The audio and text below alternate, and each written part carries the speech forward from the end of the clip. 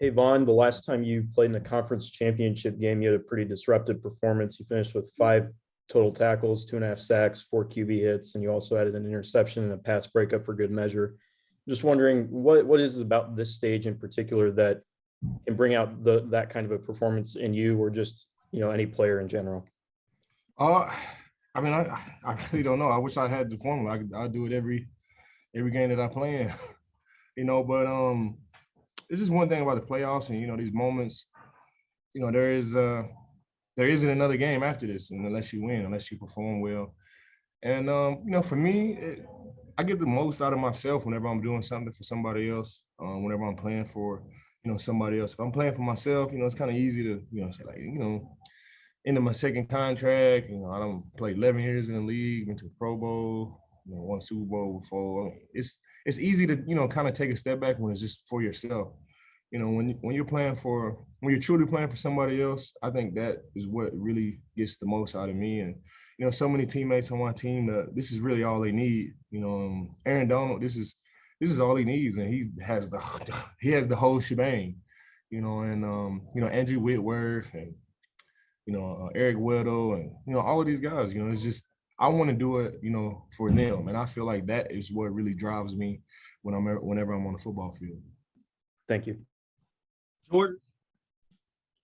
On that being said, as you are in familiar territory at this point, heading into a conference championship and also being in the postseason in general, is there some sort of muscle memory that kind of takes over in a certain way? I know that's also probably emotion based as well, just all of the experiences that you've had. Yeah, I mean, now that I think about it, I guess so. I mean, I'm just trying to be the best, Vaughn I can be. And I'm, rushing the passer. I don't have really that much weight on me. I got a lot of star players here that really share that weight with me, and I just want to win. I just want to do everything it takes, whatever it takes, any way that I can to win and see my teammates smile and see their family smile, and that's why I do it. There's no way to really explain it to my teammates other than to just tell them like it's sweet on the other side. It's really no way to explain how that off season is after you win the Super Bowl. It's really no way to explain it. It's just take it one day at a time and just do it all over again. Thanks, Vaughn. Gary. Hey, Vaughn.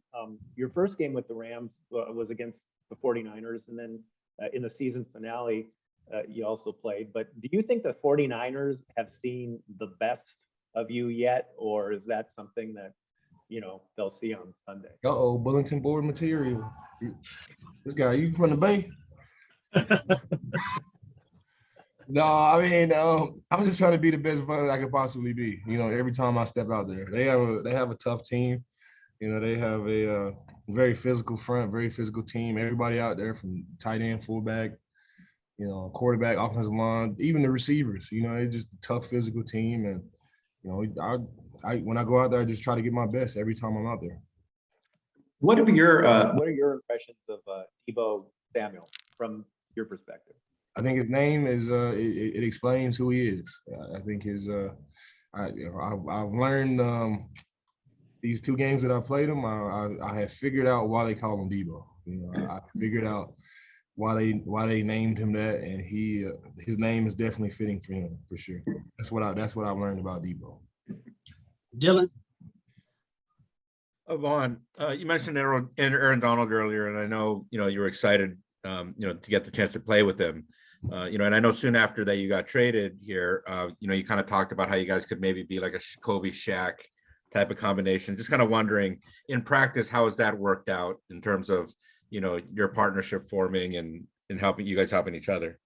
I honestly feel like the same feeling that I had with DeMarcus when DeMarcus came to the Denver Broncos. It feels the same. We speak the same language.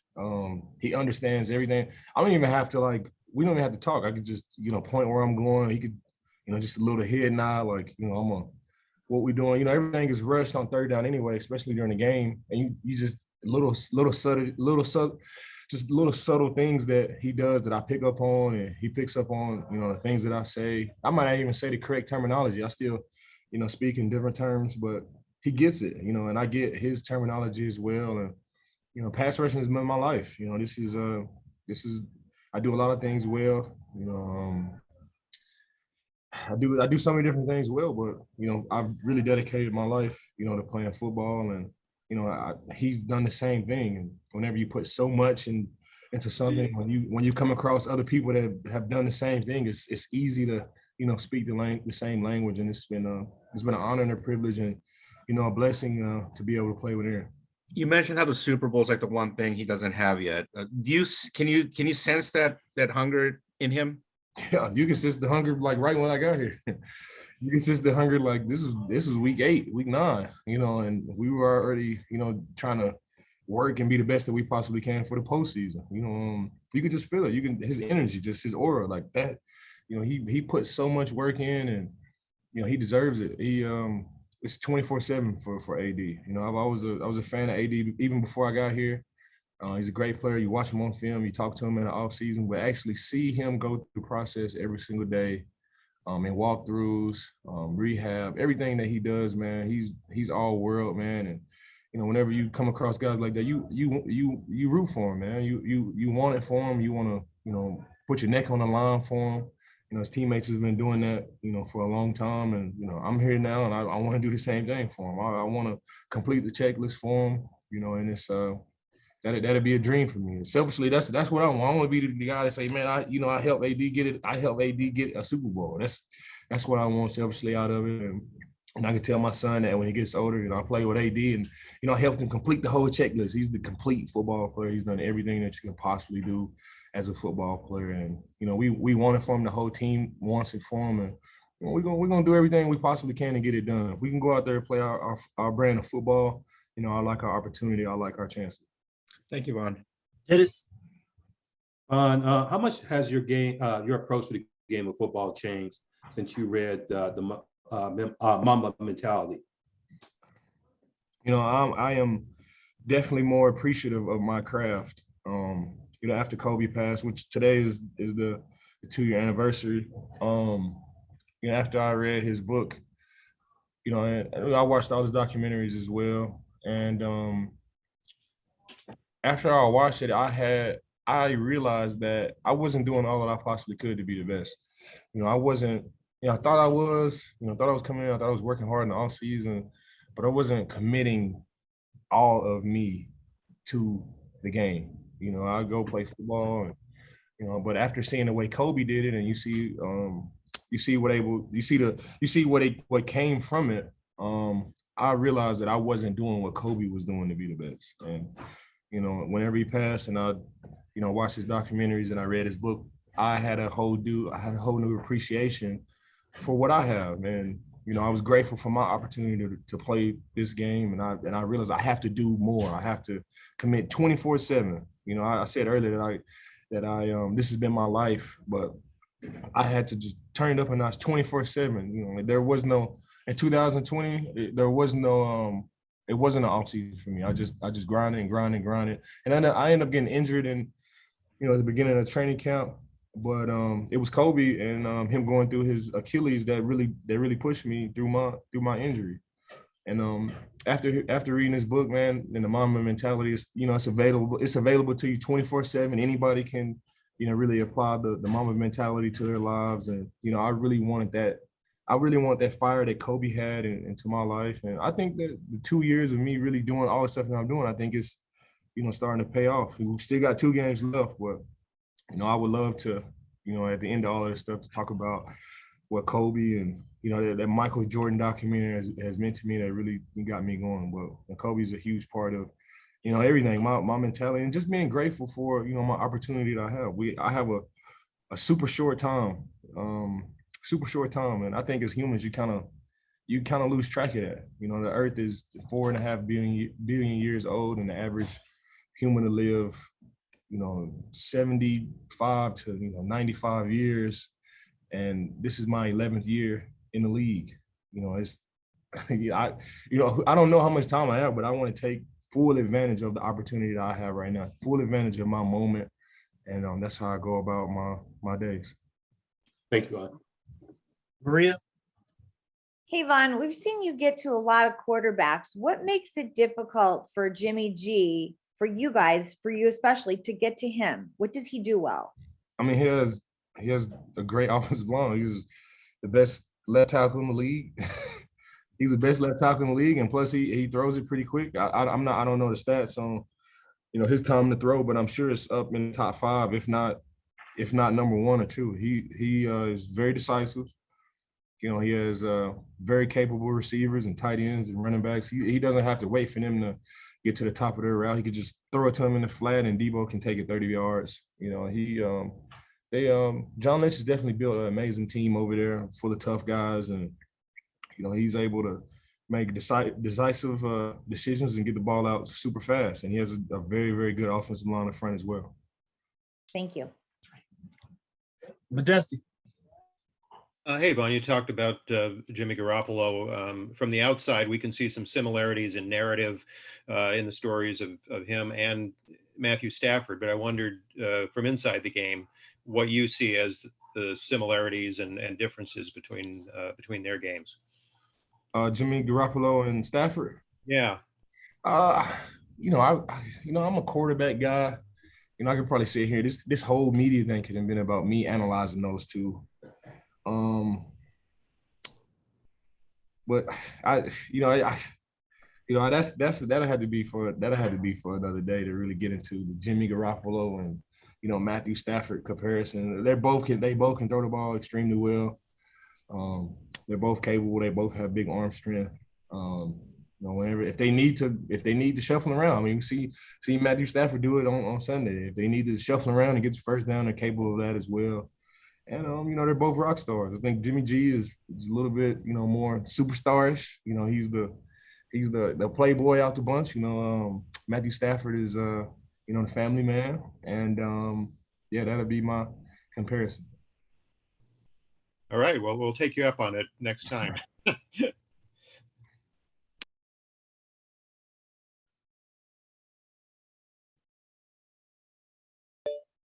I guess I could.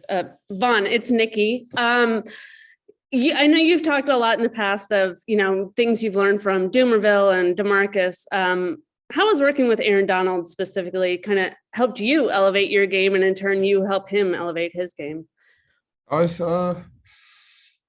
it's different because I've always played with a bookhand on the other side, and I play with Derek Wolfe too. Derek Wolfe, he's been a huge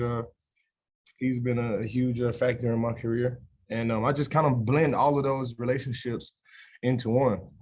Derek, I played with Derek for years, and he's helped me get so many sacks. And I played with DeMarcus and Doomerville and, Sean Phillips and, all these guys. And I just blend all of the relationships that I had with all these guys into this one, because there's no player like Aaron Donald ever. And all the knowledge that I've picked up from all of those guys and all the things that we did well, especially with Derek Wolfe, he played tackle, especially when it comes to like games and text games and exit games and, all the things that we did great in Denver. I talked to Wolf. I talked to Aaron Donald about that, and, he gets it. It's not something that we really had to spend a lot of time on. It's like we step on a basketball court and, he says run a pick and roll, and we run it. It's not something that we just put so much time into, but it's just something that we get and it clicks.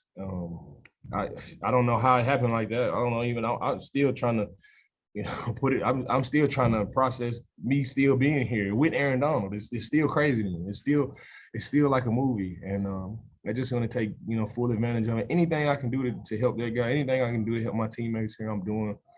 And we just get it, man. I run games. That's a huge part of my game, and he's just a beast on the inside, and it just works. It does, and I'm appreciative of it. Thanks, Vaughn.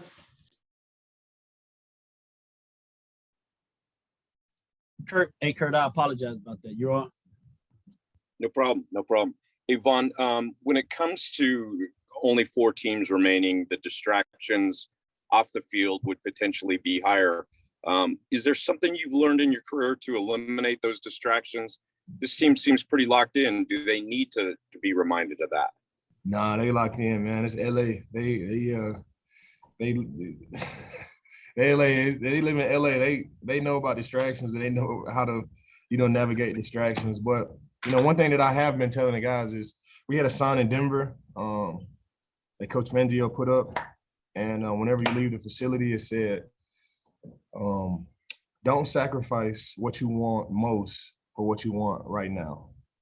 That's something that stuck with me from Denver. And that's just what I've been telling the guys. Let's not, sacrifice what we want most for what we want right now. Let's really make this a 24/7 job, whether that's film, recovery, getting sleep, coming in here, working out, doing what we need to do to really capitalize on this moment. Because I'm here to tell you, like, it does not happen all the time. I've been in the league 11 years, went to the playoffs the first 5 years of my career, and I thought, like, man, this is easy. We got Peyton Manning and we got all these guys. I'm in Denver. We beating up on the Chiefs. We done beat them eight times in a row, 4 years straight, and then all of a sudden it just changes, and we lost to the Chiefs 12 times in a row, and we didn't go to the playoffs for 6 years straight. So it does not happen. We got to take advantage of this moment because you really don't know what's going to happen next. But we are here right now. We have a hell of an opportunity to go out here and do something special, and let's not sacrifice what we want most for what we want right. Let's not sacrifice what we want most for what we want right now. Thank you, Vaughn. Good luck. All right, we got time for 4 more. We'll start with you, Emmanuel. Vaughn, that shirt that you wear of Demaryius Thomas, a lot of people around the league wear that brand. What do you think it says about players that they respect each other and want to honor them for the games? I just think that's what makes football so cool, man. You leave it all out here in the field. It's kind of like the UFC. You beat up on each other, on the football field, but right after you have just a huge respect for these guys. We all know how much it took to just to even get to these moments. Throughout all of the years, college, high school, little league, off-season training, all the things that you do to get your body right weekly. For 30 to 45 minutes of playing time. 6 hours every day of rehab and eating right and sleeping, and you do all of these things to just play a little bit of time on Sunday. And I think, we all respect that, whether you win or lose. And, we're all fans of it's a fraternity here, and we're all fans of each other. And, it's cool to see everybody support each other 100%. Bridget. Hey, Vaughn, when we first talked to you when you got here in early November, you were on this emotional roller coaster. You were excited to be here, but leaving Denver, you said, was tough. And, you were here to win a Super Bowl. After everything that you've gone through this season, now being at this point, 1 win away from being in the Super Bowl, where are you on that roller coaster of emotions? I don't even think about it. I'm just living in the moment. I'm just living in the moment. I'm just really just trying to pour everything that I can into really making the most out of it. I think leaving Denver, the toughest part, leaving my teammates and leaving my home of, 11 years, it was tough. I think the hardest part about all this stuff is leaving my son behind in Denver and relocating to LA. I think he's 5 months old. He changes every single day. I think that's really the toughest part. But, I want to be, a couple of years from now, I want to say Daddy had to leave, but I brought back a Super Bowl. I brought back a Lombardi for you. And, whenever he gets older, we can explain it to him and, explain the trade and, why it happened the way it happened and why I couldn't, be in Denver anymore. But, this is my moment. This is my time, and I want to take full advantage of it. Brady. Hi, Vaughn. Brady Henderson from ESPN. Nice to meet you.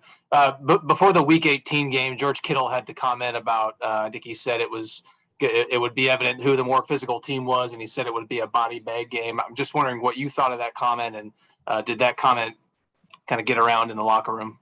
Jeez, body bag. Oh, body bag. That's kind of serious. No, I know George. I know George a little bit off the football field, and that's the Joker. That's just the way he goes about it. We gotta do our part to make sure we got body bags over here too, I guess. They're a tough physical team, and that's just how they go about stuff. And that's it's been working for them. We gotta do what we can do and play our brand of football, and not really get caught up. And that was my first time. Hearing it, I guess I'm just so into doing the most for my teammates, so into making sure I could elevate the play of my teammates. That I missed that one, but it's okay. That's football. We got media days like this. We can say whatever we want to say. I could, come up here and say some crazy stuff too if I wanted to. But that's just George, man. I'm not hearing it now. It's really not that serious. We get to play those guys on Sunday for the NFC Championship, the biggest game of the year.